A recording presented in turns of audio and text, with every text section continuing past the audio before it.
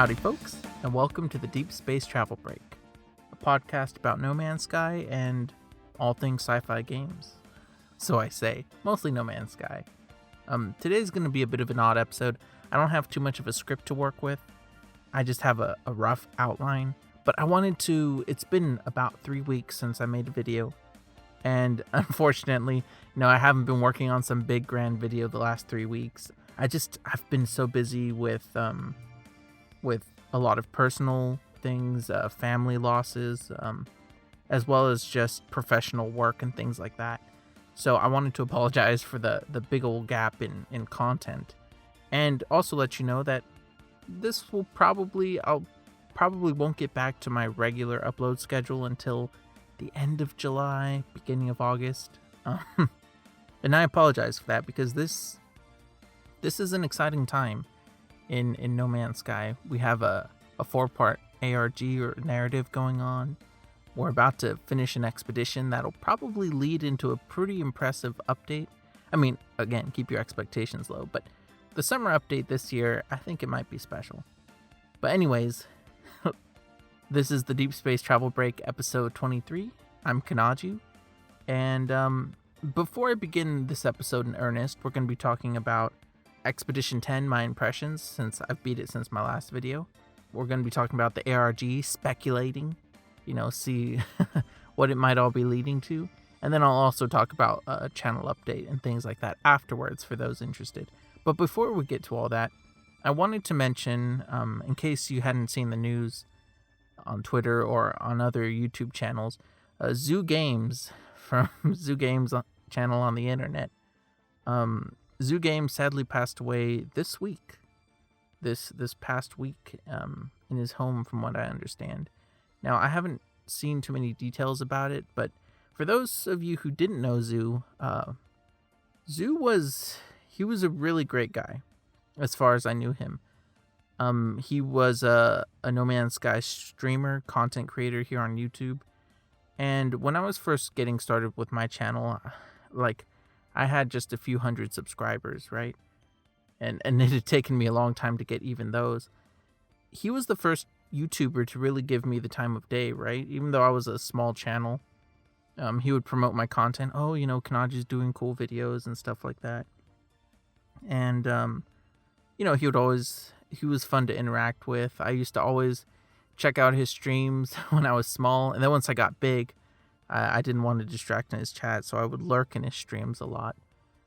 But Xxiou was a great guy. We collaborated on a video, which I guess I'll put the link in the description. But he was always so generous, right? My first video that was a hit, the 10 rarest things in No Man's Sky, something like that. One of the things in that video is a flamethrower, right? Which I didn't have any footage of. And so Xxiou graciously allowed me to use his footage for that video. And that just shows he wasn't about gatekeeping at all. He was very welcoming. He made me feel like a part of the community. He made everyone feel like a part of the community. He had his community nights every Friday night. Those were cool. And yeah, he was just a cool guy. And he's going to be missed by a lot of people. He had a lot of good friends. I'm going to miss him a lot. Kanaju from the future here. Ricey has just put out a video with a tentative date and location for sort of like a memorial get-together, right? Something to celebrate Xxiou. I'll put the information on screen. It's his favorite planet, Bliss. Right now, the tentative date is July 15th, where a bunch of people are going to go and visit the planet and talk about Xxiou. There's going to be a stream, multiple streams on multiple of his friends' channels. So if you're interested in participating in that, you can also build a base on that planet.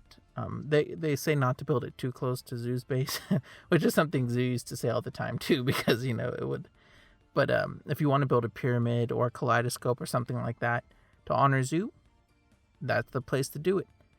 I'll put a link to Rice's video in the description below, so you can go check that out for more details. But yeah, my condolences to Xxiou's family and friends. And my sympathies as well, of course. He will be missed by many, and I hope he's resting in peace. Alright, back to our regularly scheduled programming. We're talking about Expedition 10, Singularity. Now, in my last video, I called it, I think, No Man's Sky Singularity confuses me. And it's because it did. I was confused by the rollout, by some of the choices they made. So after completing the expedition, getting all the rewards, and kind of being able to look back at it, I think a lot of my criticisms were valid. some of the actual structure of the expedition was quite repetitive, which is pretty normal for an expedition, but a lot of times they mask that by doing those same objectives in different planets will sometimes create different experiences, but in this case, it just felt repetitive, to be honest. That said, when it actually wraps up, the narrative wrapped up a lot faster than I thought it would.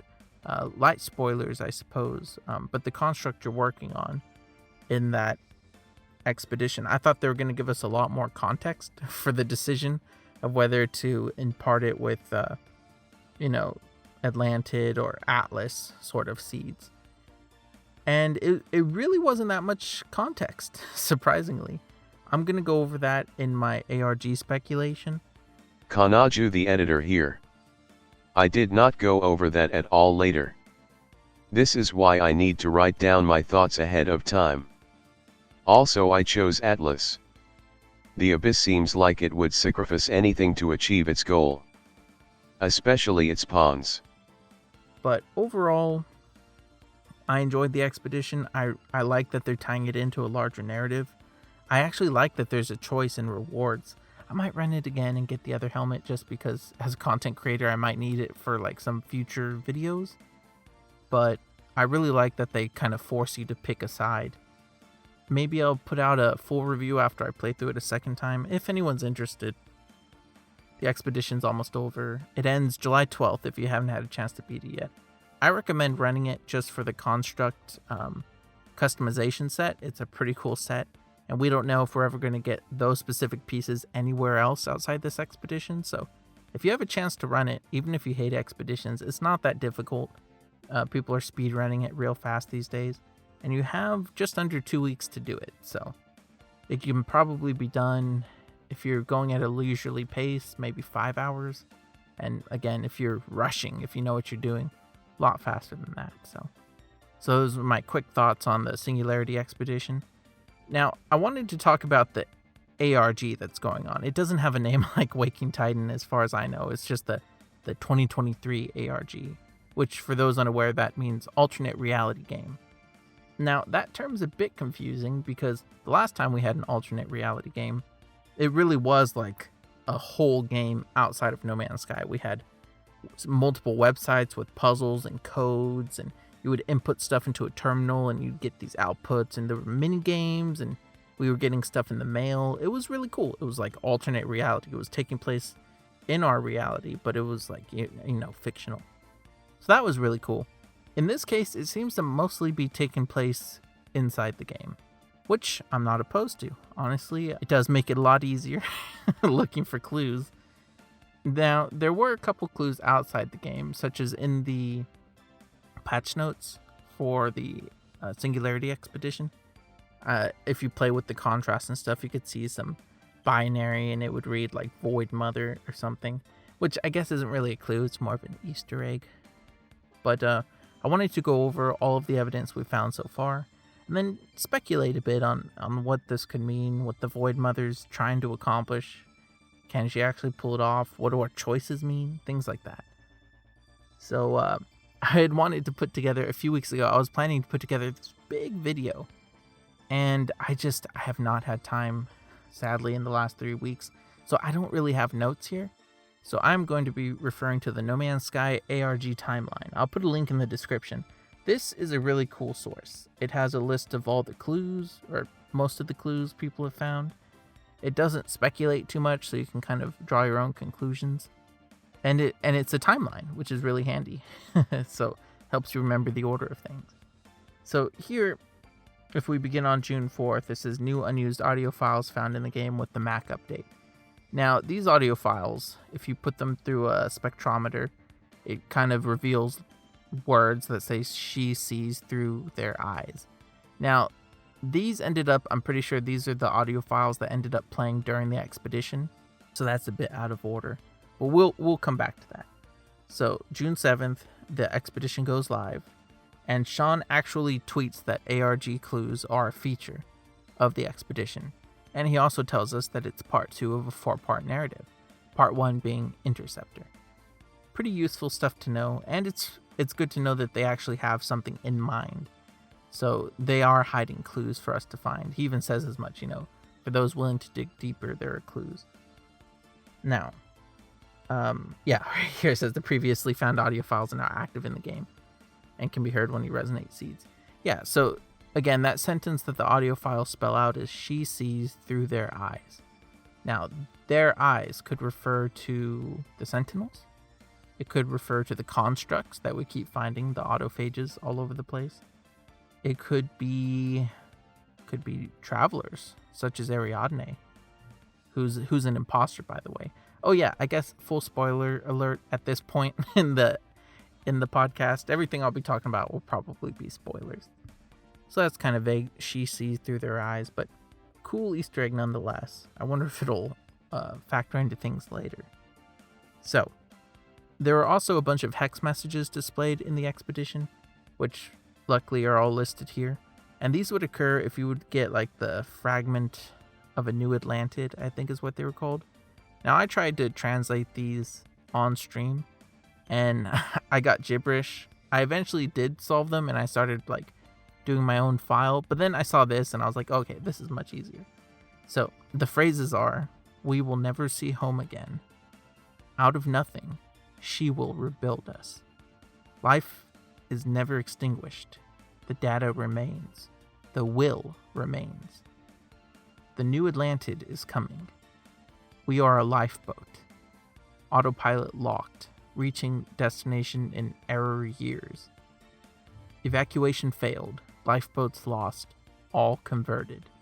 And the last one is, the whole world burned. Now this seems to be referring to the actual destruction of Korvax Prime, where the planet was actually destroyed. Evacuation failed, lifeboats lost, all converted. So that seems to imply that this race of autophages, or whatever they used to be called, they existed, based on what we've heard in the Interceptor update, on the junk moons of Korvax Prime. So they weren't quite Korvax, perhaps they weren't. They seem to have their own sort of convergence or vergence or whatever. And it seems they did try to escape the destruction of the planet, but failed. Now when it says all converted, I'm guessing that means converted to data or converted to glass, perhaps. In the No Man's Sky universe, when entities are destroyed, their data is saved in the realm of glass. So perhaps that's what it means. Now what's interesting is it says life is never extinguished, the data remains, the will remains. Now the data remains, that makes sense, right? You keep a log of the things that lived or didn't, but the will remains. What I find interesting about that is that the Abyss is Korvax Prime, right? After it exploded, the Abyss is sort of like its own will that sort of started to reconstruct itself. It's like a dark version of itself, essentially. Now, that seems kind of impossible, right? If you kill someone, their will can't survive and bring themselves back to life. But in the No Man's Sky universe, every being, every AI is simulated, right? So, all of the consciousnesses, all the people you meet, they're all simulated within the Atlas. Now, if you're looking at that from a data standpoint, their consciousness, their will, is data. It's all just data. So when you back up that data, it's possible that you're backing up their consciousness. Now, I know this is pretty much confirmed, but I'm trying to figure out what that could actually mean. If they're still conscious within the realm of glass, all these billions and trillions of creatures who have died, or if it's only a select few. such as the first spawn encountered by a traveler in the abandoned building logs. For example, Corvax Prime was modeled after an earlier version of the Atlas. So Corvax Prime had abilities and things that were much more advanced than a regular NPC. And so it's possible that by backing up that data, that was a complex enough backup AI that within the realm of glass, Corvax Prime was able to sort of rise again, right? The will remains. What's interesting is it also says, we are a lifeboat. And that could be speaking about the autophages or the sentinels, but it seems to imply sort of like the Corvax convergence, which is, all of their consciousnesses, all their memories, all of that is sort of like what we would call like cloud storage, right? It's sort of stored in a convergence, and all of the connected Corvax have access to it.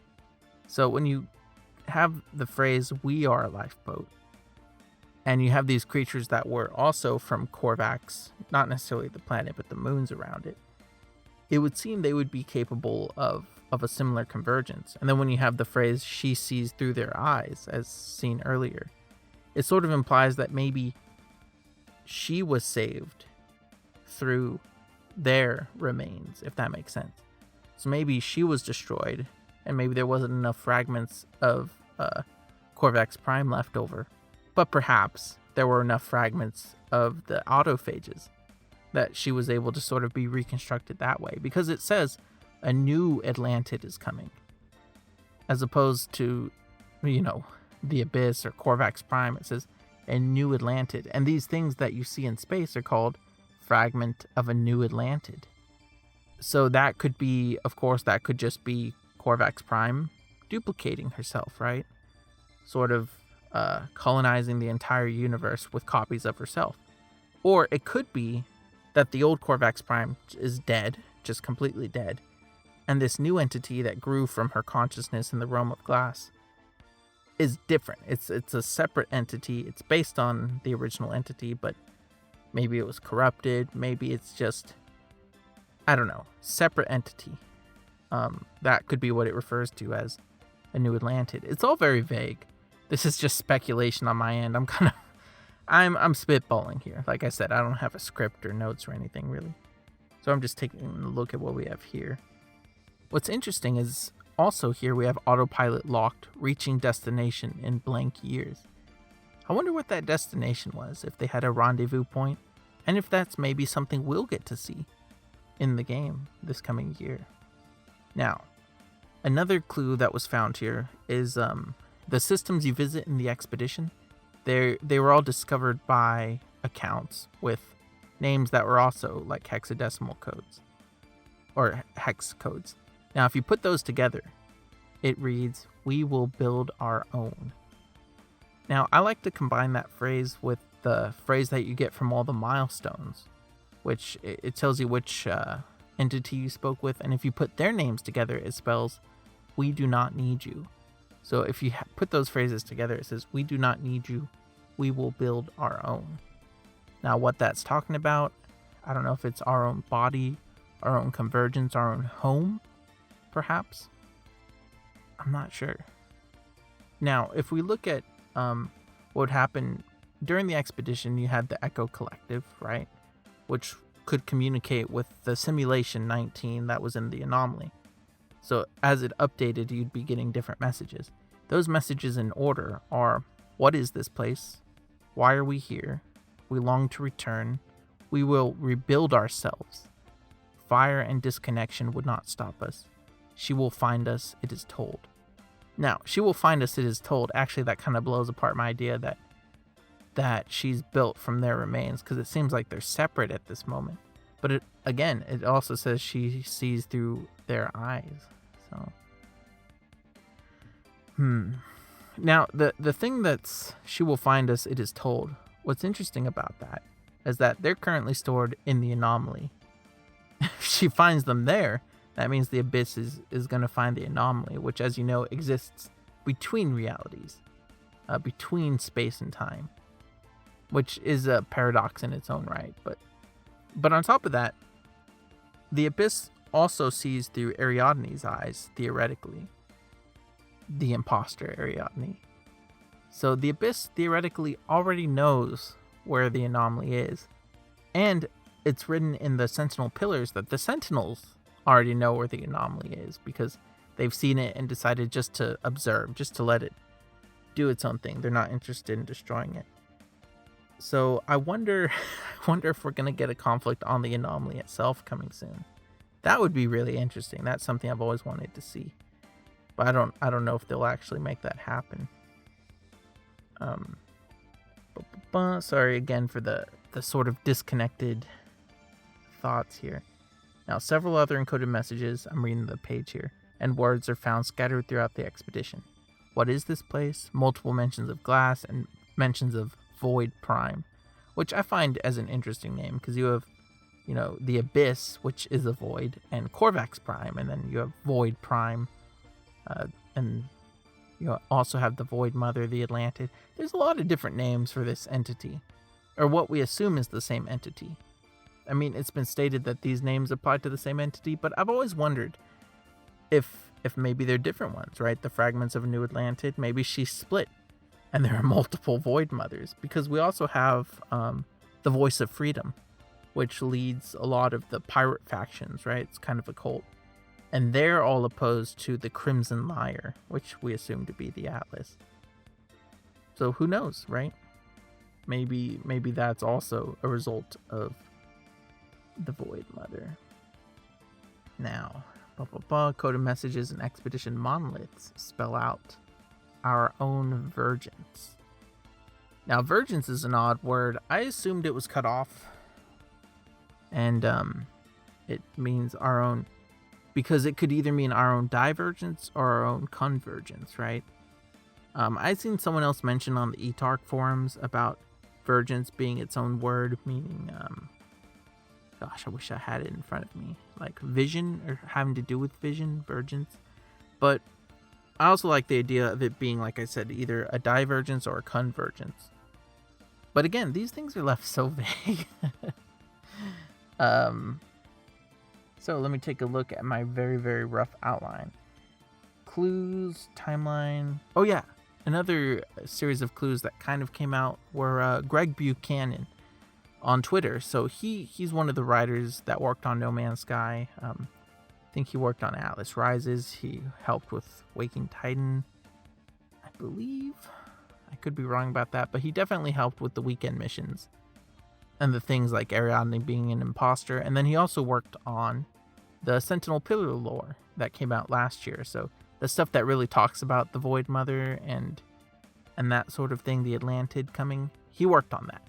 However, he's claiming that he has not worked on it since 2022 and that he doesn't know who's working on the writing nowadays.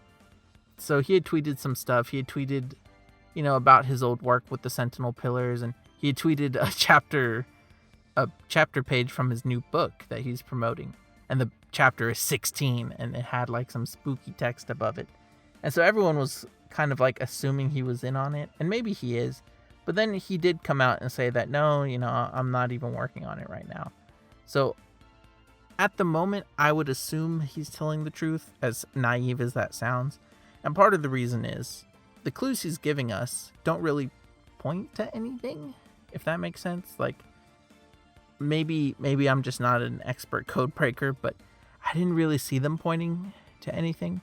And there really hasn't been any activity outside of the game itself.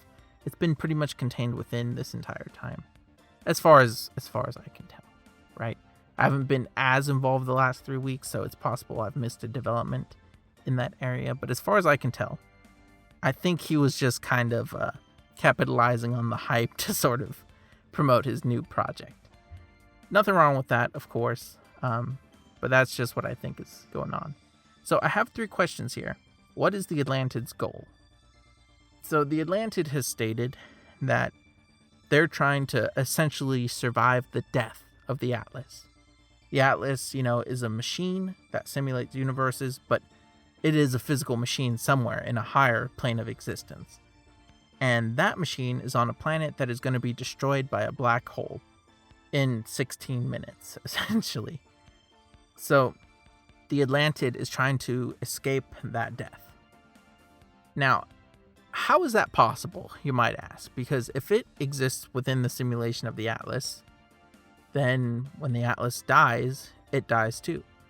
And even if it could take over the body of the Atlas, it could take over, its physical form.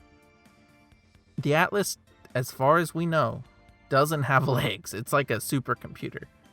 And it would get destroyed, right, by the black hole. The black hole's only 16 minutes away from destroying it. That's not really enough time to, load itself onto a rocket and launch it.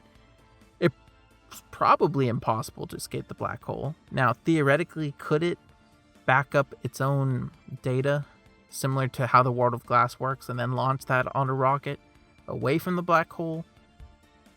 Maybe, but why would the Atlas even have access to that sort of stuff in that world, So there have been a few theories on what that could actually mean. One that I've seen was that maybe the Abyss is gonna try and dilate time to such an extreme level that they pretty much never reach the end of the Atlas's life. Sort of like how the 16 minutes in the Atlas's time can take millions of years within the simulations.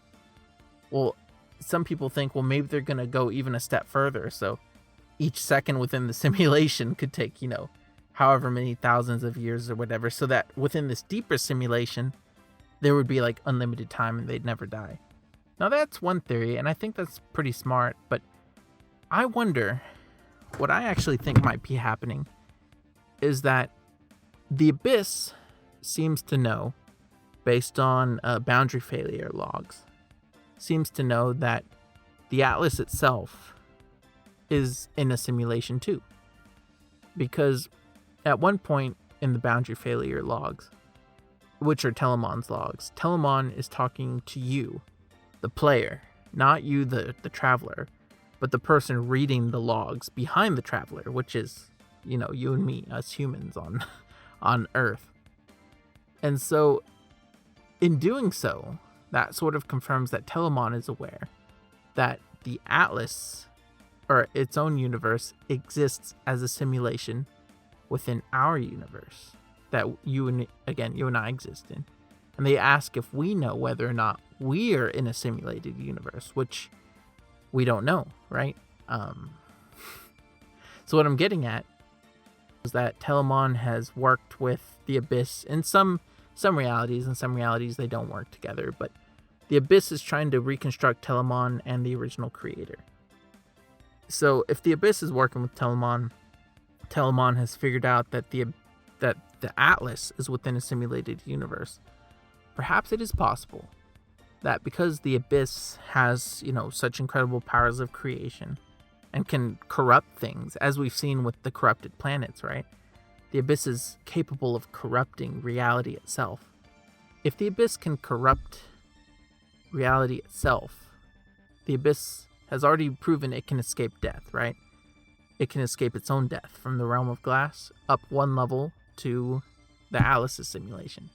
Perhaps with enough power and with enough data, it could escape the Atlas's simulation as well, if you know what I'm saying, up into our reality.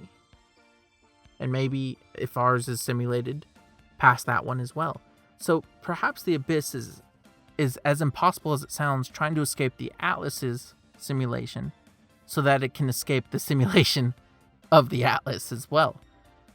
And again, this is something I've been wanting to talk about for weeks, because I find it fascinating how many layers of reality there are in this game. But I think that would be its best bet, right, to escape. Let me know your theories in the comments below. Is it going to go deeper into the simulation and dilate time? Or do you think it's going to go out of the simulation into our world? And if it is going into our world, that would explain why this is called an ARG, an alternate reality game. Because at that point, the Abyss would escape into our reality. We'd have to deal with it outside of No Man's Sky, which could be really exciting. Yeah.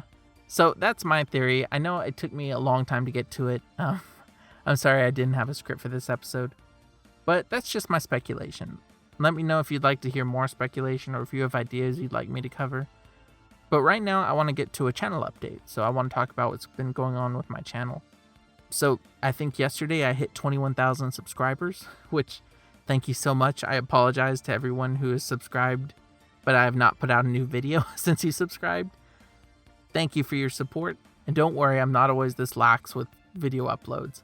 Since I started this podcast in 2021, I have not gone this long without a video. I think a single time. It's been about 3 weeks. Yeah, I don't think I've taken a 3-week break ever. And it's just, for those who missed my last podcast, it's been a lot of personal stuff. My wife and her family dealing with the loss of her father, my father-in-law. There was a long battle with leukemia, and I was out of the country for a couple weeks. She was out of the country for a few weeks. I was out of my job for a while. I was away from it, and then I had a whole bunch of work to catch up on. I've been going out of town constantly. I'm doing research trips right now, visiting all kinds of historic sites and things. I'm working on a book, but the deadline, I had to have it pushed back for my book because obviously I was out of the country and things like that. So now I have a really tight deadline. I'm spending all my time and effort on that, and that's why I haven't been able to produce any videos lately. This deadline is really important. It's a life-changing opportunity, and I just have to do it as well as I can, and that involves putting all the effort I can into it. It's something I'm so excited to share with y'all once it's public. It's going to be, like I said, life-changing. Not just for me, but I think it could have a huge impact on how, Texans sort of view their own heritage and things like that. But that's not important. What is important is that deadline is August 1st. So I need to have all that done and other things done by August 1st. So I'm going to be cramming in the next month, in other words. I am going to try and produce videos, and if they launch an update, I will be producing videos for that, for sure. But in the meantime, it may be a bit slow, and I apologize for that. So please bear with me. Try not to unsubscribe. I will be back to my regular schedule in August, theoretically. And I've got all kinds of videos I'm excited to work on. So for those of you who don't know, I've been working on a really old Lenovo laptop. It's got a broken hinge. It's got a cracked screen. It's very broken. Like I have to hold it a certain way when I open and close it. It breaks all the time. It's a very old laptop. I love it, but I finally upgraded last week, and I haven't even had a chance to play with my new laptop, but finally updated, and I got myself a new laptop. It's got a 3070 Ti. It's got more storage, more RAM. It's much better than what I had before. And so what that'll enable me to do won't necessarily make my videos better. Sorry, everyone. That's a skill issue. But what it will allow me to do is play things on my PC. So I'll be able to play Starfield this fall. I can potentially play with mods in No Man's Sky, which is exciting. But I can also play titles like The Invincible. I gave the demo a try, which, oh my gosh, it was so captivating. I'm looking forward to that game, The Invincible. And a bunch of other, like the System Shock remake, a bunch of smaller indie games, things like that. There are a lot of games, sci-fi games, that I've been wanting to give a shot, and now I finally have a computer capable of playing them. So look forward to some more varied content later in the year. Don't worry, I have plenty of No Man's Sky to catch up on. I also have an Assassin's Creed video that's been mostly done for like 6 months. I have all the footage. I have 80% of a script. I just need to finish that. Again, some Starfield content should be coming up. Maybe some BioShock content. I'm really hoping so, because that's my favorite game series. And maybe Fallout content, ? We'll see. Y'all let me know what you're interested in. I already know the answer. It's mostly No Man's Sky, but you never know, right? There's all kinds of fun stuff to play. Besides that, that's all the news for me. I mean, I know it's been 3 weeks and a lot of stuff has happened, but that's it for me. Thank you so much for watching. Please leave a like if you enjoyed it, and even if you didn't, I could kind of use the likes right now. one video in 3 weeks, YouTube really doesn't like that. It's been a downward trend on my channel since my last video because obviously I haven't uploaded anything. So if you enjoy my channel and you look forward to the stuff coming next, please do leave a like and feel free to subscribe if you haven't yet. That way, whenever that next video does show up, you'll be able to see it. Thank you so much for the support. Thank you for 21,000 subscribers. I don't know if I deserve it with all the breaks I'm taking right now, but I'm hoping to do y'all justice in the second half of the year. So yeah, thank you so much for the support. And again, let me know what you think's happening with the end of the expedition. Are we getting an update the next week, or is it going to be another expedition? What do you think's happening with the ARG, the story, the Atlantid? And let me know what kinds of videos you'd be interested in watching. Now that I have a gaming PC, I can try indie titles. I can try all kinds of cool stuff, hopefully. Especially space games, because those are my favorite. But yeah, thank you so much. I keep saying that, but I mean it. If you made it to this far in the video, especially, thank you. And I apologize for all the ums and the clicks and the things. I won't be able to edit the audio of this video like I normally will, or like I normally can. So hopefully it's not too rough. Thanks again for the final time, and I'll see you all in the next video. Take care of each other, stay safe out there, and bye!